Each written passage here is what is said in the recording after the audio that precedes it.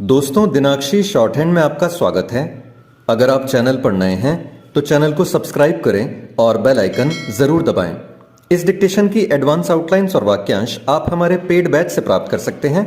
हमारे paid batch में आपको प्रतिदिन सभी डिक्टेशंस की एडवांस आउटलाइंस और वाक्यांश दिए जाते हैं और कुछ ऐसी डिक्टेशंस जो केवल पेड मेंबर्स को ही प्राप्त होती हैं।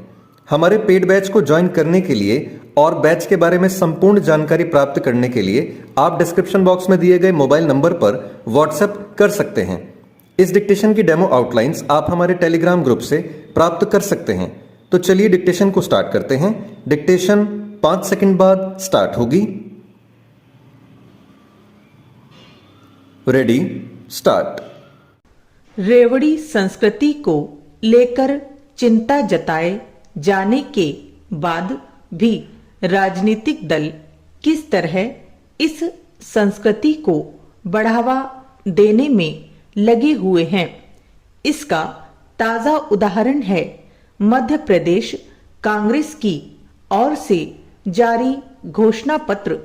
इस घोषणा पत्र में किसानों का कर्ज माफ करने के साथ 100 यूनिट तक मुफ्त एवं 200 यूनिट तक आधे मूल्य पर बिजली देने का भी वादा किया गया है। अपने घोषणा पत्र को वचन पत्र की संज्ञा देने वाली कांग्रेस का एक वादा यह भी है कि वह किसानों का बकाया बिजली बिल माफ कर देगी।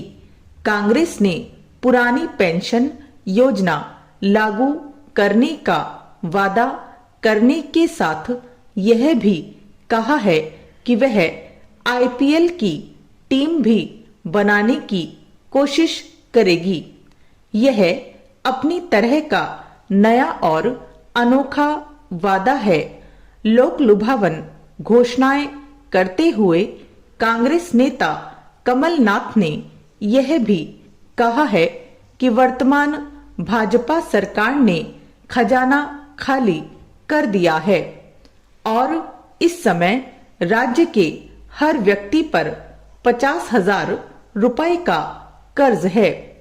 प्रश्न यह है कि यदि मध्य प्रदेश की आर्थिक स्थिति ऐसी है तो फिर कांग्रेस अपने लोक लुभावन वादों को पूरा कैसे करेगी। वास्तव में कोई भी दल इस प्रकार के प्रश्नों का उत्तर देने के लिए तैयार नहीं। कांग्रेस मध्य प्रदेश की तरह तेलंगाना में भी लोक लुभावन वादे करने की तैयारी में है। तेलंगाना कांग्रेस छात्रों को मुफ्त इंटरनेट प्रदान करने और विवाह के समय युवतियों को 1 लाख रुपए के साथ 10 ग्राम सोना देने पर भी विचार कर रही है। यह बात और है कि उसके नेता यह भी कह रहे कि इंटरनेट सेवा प्रदाताओं से बात करके तय किया जाएगा कि छात्रों को यह सुविधा कैसे दी जाए। साफ है कि बिना सोचे समझे घोषणाएं की जा रही हैं। कांग्रेस का घोषणा पत्र आने के पहले तेलंगाना में सत्तारूढ़ भारतीय राष्ट्र समिति यानी बीआरएस ने अपना घोषणा पत्र जारी कर दिया है और उसमें भी कई लोक लुभावन वादे किए गए हैं। दिलचस्प यह है कि जहां कांग्रेस ने बीआरएस के घोषणा पत्र को रद्दी का टुकड़ा बताया है, वहीं बीआरएस नेताओं का कहना है कि कांग्रेस के वादों पर भरोसा नहीं किया जाना चाहिए क्योंकि वह कर्नाटक की जनता से किए गए अपने वादों को पूरा नहीं कर पा रही है। विधानसभा चुनाव वाले अन्य राज्यों में भी राजनीतिक दल लोक लुभावन वादे करें तो हैरानी नहीं, क्योंकि जब एक दल रेवड़ी संस्कृति को बढ़ावा देता है तो दूसरे दल भी ऐसा करने को विवश हो जाते हैं।